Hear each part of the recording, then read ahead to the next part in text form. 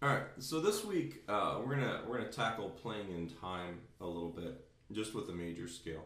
Um, Before I get too far into it, just a reminder: on our website, we're giving away a MXR carbon copy delay. We do a monthly free gear giveaway, and if you probably right about here, there's going to be a web address. It's going to say mwglfreegear.com, and that'll actually take you specifically to the page of whatever we're giving away. So this is for the month of May 2012. If it's October, that'll take you to whatever the October's giveaway is going to be. All right, so the first thing we're going to do is we're going to take a major scale fingering, C major.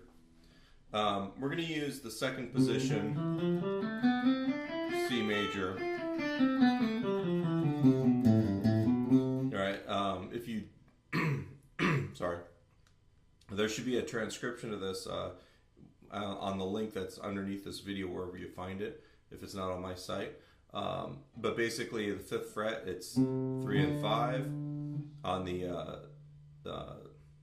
4th string, it's going to be 2, 3 and 5. On the 3rd string, 2, 4 and 5.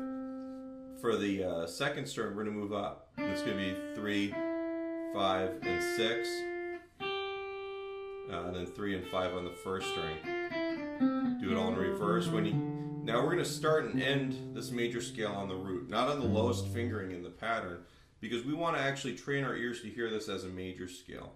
If we were to start on a different note within this pattern, chances are we'll start actually making it sound like other scales.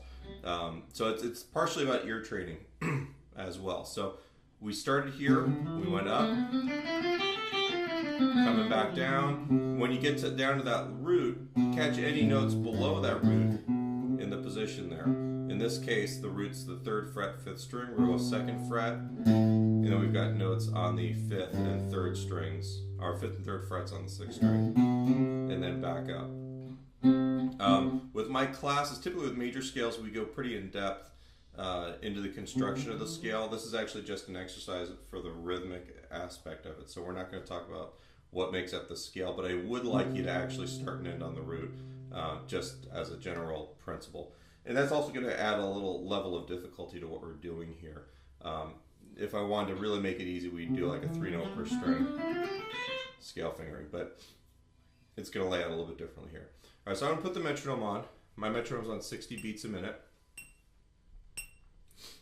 All right, and if you have never played with a metronome before, maybe try doing the scale pattern in time with the metronome.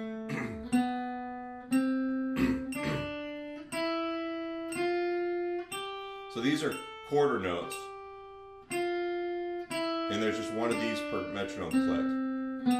If you look at my picking hand, I'm alternate picking everything. Very little motion. I'm trying as much as possible to make a small, economical movement with the pick. Now, for the subdivisions, the first ones we're going to divide the beat into 2 halves. All right, and just instead of counting as we normally would, which would be 1 and 2 and 3 and 4, and we're actually going to dig into my marching band experience from 25 years ago, where they would give the drumline students words that would represent rhythms. So we're going to use the word New York for 8th notes. All right, there's 2 syllables, so every time there's a click, say New York, New York, New York, New York, New York, York, New York, New York, New. Now, as you do this, once again, try and make sure that you're alternate picking strictly. This is kind of important, and sometimes I get students where every time they go to a string below, they end up starting on a down pick, and it gets kind of random. We want you to get used to this idea where everything flows. We have this consistency of movement here. I've discovered in my own playing that the more I work on my alternate picking, the easier things like sweep picking get. You know, it's just all about fine motor control right now. So really, try and use the same fingerings that you see me using here. with that hand, and then with this hand, alternate everything. Doesn't matter if you play a down, the next note should be up. If you play an up, the next note should be down.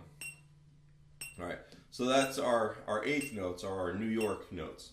All right, for triplets, where we're going to have 3 notes per metronome click, we're going to say Iowa, Iowa, Iowa, Iowa, Iowa, Iowa, Iowa, Iowa, Iowa, Iowa, Iowa, I.